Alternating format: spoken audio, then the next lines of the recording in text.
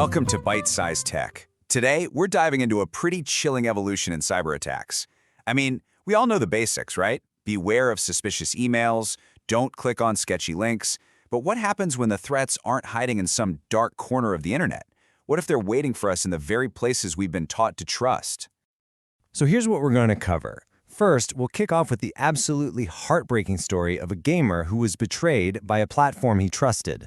Then, we'll look at how attackers are literally poisoning our search results. After that, we'll zoom way out to see the biggest software supply chain attack in history. And finally, we'll tie it all together to figure out what this new reality of digital trust really means for all of us.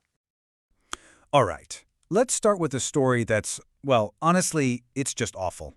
It perfectly shows how personal and just how devastating these new kinds of attacks can be, especially when they target people at their most vulnerable. Can you even imagine that? You're sharing your personal fight with the entire world. Your community is right there with you, rallying around you. You're live in front of everyone, and in a single moment, all of that support, it gets turned into a weapon against you. The stakes here just could not have been higher. So how did this happen? Well, this wasn't some clumsy trick, it was a carefully set trap. A viewer, someone right there in his own audience, suggests he play a game called Blockbusters. Now this game was on Steam, a massive, trusted platform for PC gaming. It was verified, highly rated, and free to play. It looked totally legit because for 2 whole months, it was. But then the developers pushed a little update, and hidden inside that update was something called a crypto drainer, basically a piece of malicious code designed to automatically empty cryptocurrency wallets. The moment the streamer launched the updated game, it silently stole his Steam credentials, and just like that, over $30,000 that was raised for his cancer treatment was gone. Just think about that for a second. The streamer did absolutely nothing wrong by the old rules. He didn't click a bad link in an email, he went to a legitimate store, downloaded verified software, and he was still compromised. This whole tactic, hiding in plain sight and weaponizing our trust, is the common thread we're going to be following today. Okay, so let's scale this up from a single game to something we all do every single day, searching online. We put so much trust in Google to give us the right answers, but attackers are now figuring out how to make it lie to us.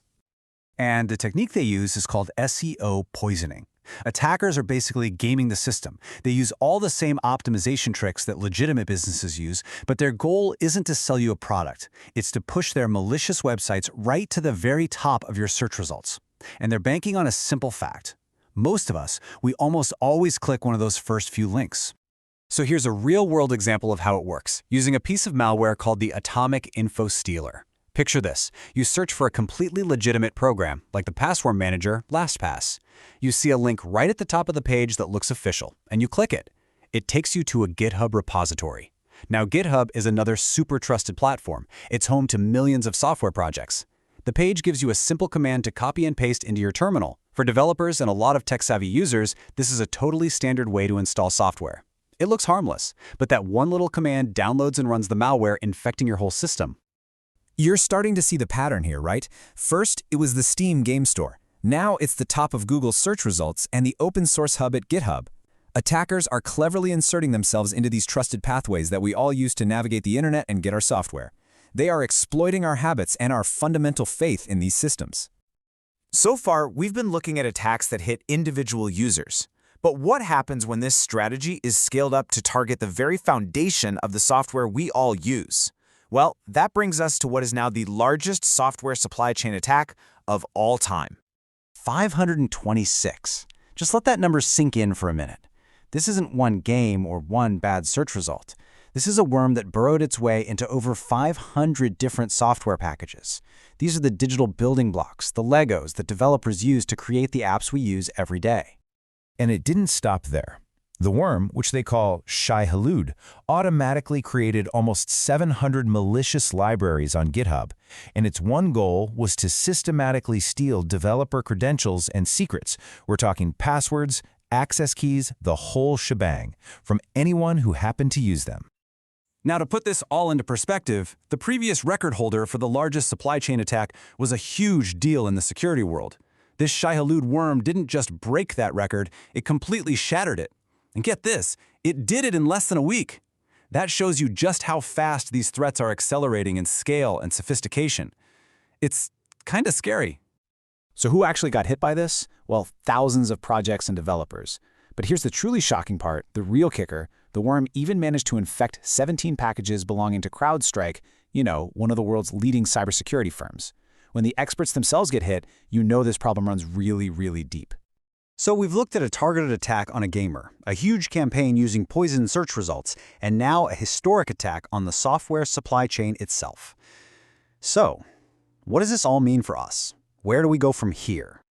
The one common thread connecting all these incidents is the weaponization of trust. The whole battlefield is shifting. It's no longer just about avoiding obvious scams in your inbox. These new threats are integrated directly into the trusted platforms and systems we rely on for basically everything. They're in the app stores, they're in the search results, and they're even in the code itself. The very trust that makes our digital world function is now the primary attack surface. And that leaves us with a really difficult question, doesn't it? We can't just stop using these tools. They're part of our lives.